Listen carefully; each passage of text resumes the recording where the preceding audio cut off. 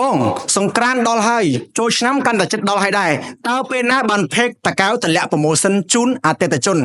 បាទចំពោះវីដេអូមួយនេះខ្ញុំនឹងប្រាប់ promotion ទៅកាន់បងប្អូនបាទពិសេសខ្លាំងមែនតើពីក្រុមហ៊ុន Profit Linker Cambodia ហៅកាត់ថា PLC មានការ promotion បញ្ចុះតម្លៃរហូតដល់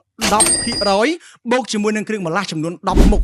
មិនត្រឹមតែប៉ុណ្ណោះបងប្អូនគឺបានឱកាសចូលរួមវាយក្អមយករង្វាន់ប្រាក់លានបូកជាមួយនឹង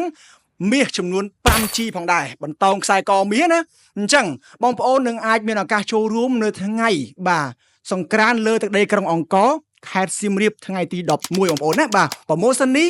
គឺបញ្ចប់ត្រឹមថ្ងៃទី18ខែ4ឆ្នាំ2025នេះតែប៉ុណ្ណោះដូច្នេះ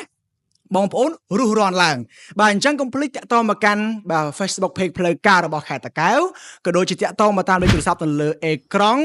ឬក៏តាម TikTok ផ្លូវការរបស់យើងផងដែរបាទខ្ញុំបាទសុភាអរគុណច្រើនបងប្អូនបាទជម្រាបលានាំចូលនិងចែកចាយដោយក្រុមហ៊ុន PLC Profit Linker Cambodia